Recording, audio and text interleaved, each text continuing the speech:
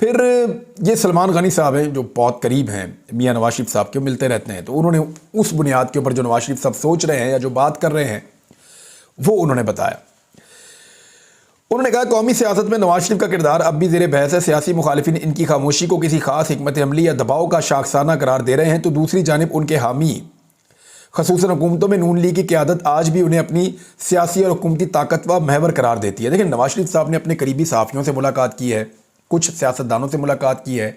وہ ایک نئے بیانیے کی تلاش میں ہے۔ نواز شریف صاحب کو اپنے سیاسی کریئر میں اتنے غوطے کبھی نہیں آئے، کیونکہ کچھ بھی ہوتا تھا نواز شریف کے ساتھ پبلک کی سپورٹ رہتی تھی، کم سے کم لاہور میں تو رہتی تھی۔